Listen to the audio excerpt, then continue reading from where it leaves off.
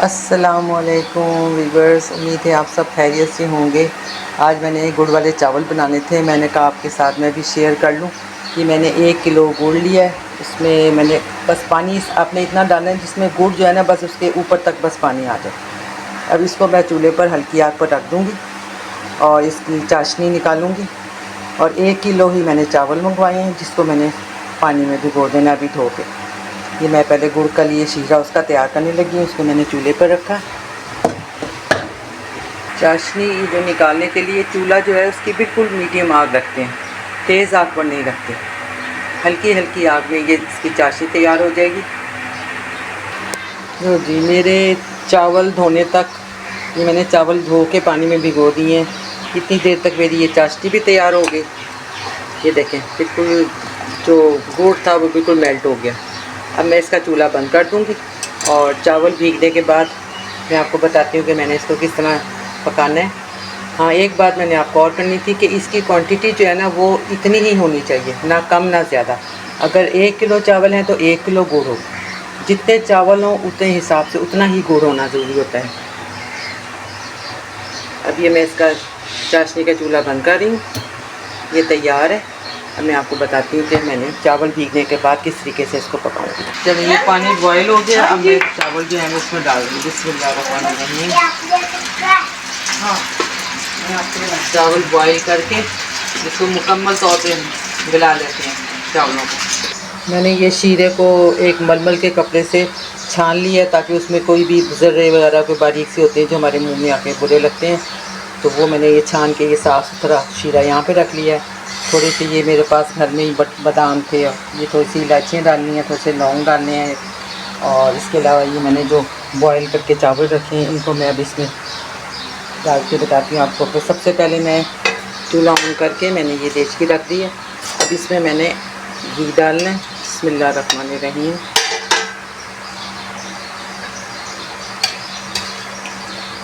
तो चावलों में ज़रा थोड़ा सा अच्छा घी अच्छा लगता है, ज़्यादा घी, तो चावल ज़रा खिले खिले बनते हैं।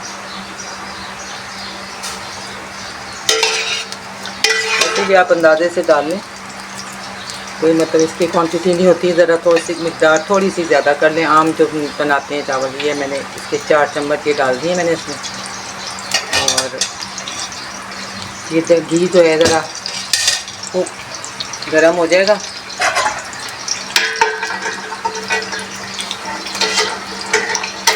घी ज़रा गर्म हो जाएगा तो मैं इसमें ये तकरीबन 4 या 5 लौंग हैं, ये डाल दिए मैंने। इसको ज़रा थोड़ा कड़का लेंगे, ज़रा थोड़ी सी खुशबू निकल आएगी इसकी। और ये इलायचियाँ 4 मैंने तोड़ के डाल दी हैं, 4 दाने सब्ज़ इलायची के।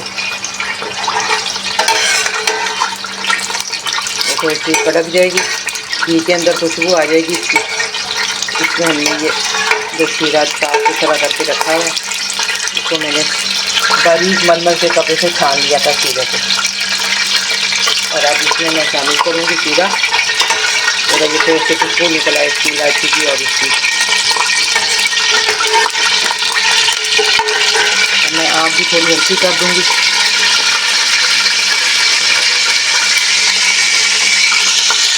अब घी अच्छा खासा गर्म हो गया। अब मैं इसमें ये शीरा डाल दूँगी। बिस्मिल्लाहिर्रहमानिर्रहीम।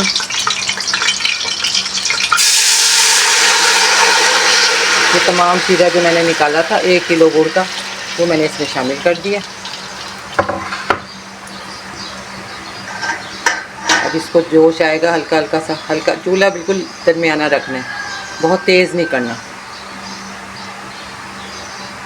थोड़ा सा इसको जोश आएगा शीरे को, इसमें मैं शामिल कर चावल डाल दूँगी। अब ये जो मैंने चावल रखे हैं इनको मैं शीरे में डालना शुरू करूँगी। और शीरे में डालते वक्त इनको थोड़ा थोड़े करके डालने हैं, इनको एकदम से नहीं डालने वरना ये इकट्ठे हो जाते हैं सारे। अब ये देखें शीरा भी थोड़ा थोड़ा खौल रहा है, ये शीरे को जोश आ रहा है हल्का हल्का सा। अब मैं इसमें ये चावल डालूँगी। ये मैंने तमाम चावल जो है मैं शीरे में डाल दिए हैं।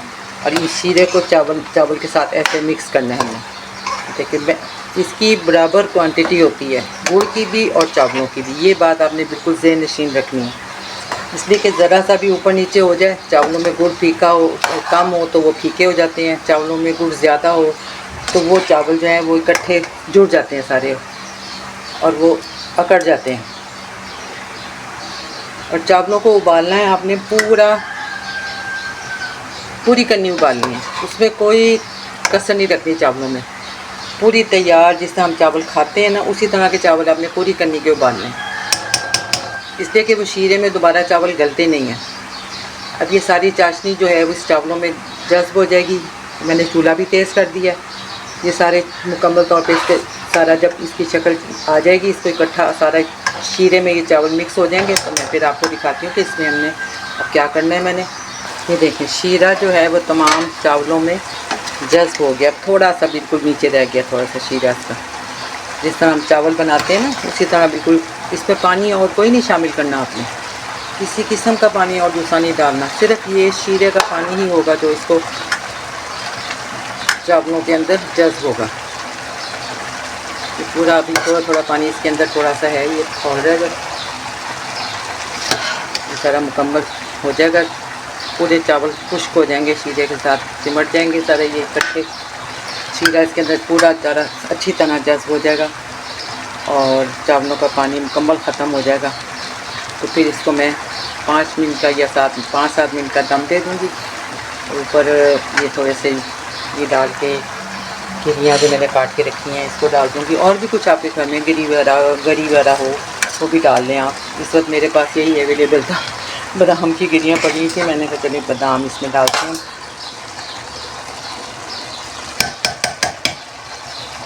ये देखिए शीरा जो है इसमें अब थोड़ा सा रह गया, पूरा मुकम्मल शीरा जो है चावलों में जज्ब हो जाएगा। तो फिर मैं इसको दम पे रखूँगी। जिस तरह हम आम तौर पे जो चावल बनाते हैं उसमें पानी ख़त्म हो जाए तो फिर हम दम पे रखते हैं ना, ये थोड़ा थोड़ा जो इसके अंदर शीरा है इसको भी पूरा ख़त्म करना है मैंने इसमें। उसके बाद मैं दम पे रखूँगी। चावल जो है सारा शीरा जज्ब हो गया चावलों के अंदर। अब मैंने इसको दम पे रख दिया। ये तवा रख के इसको हमने 5 मिनट के लिए दम पे रखना है चावलों को, जिससे कि चावल तो मुकम्मल तैयार होते हैं, गले होते हैं। सिर्फ इसको थोड़ी देर के लिए हमने दम देना है। इसके बाद इसमें मैं ये आपको डिश आउट करके दिखाती हूँ।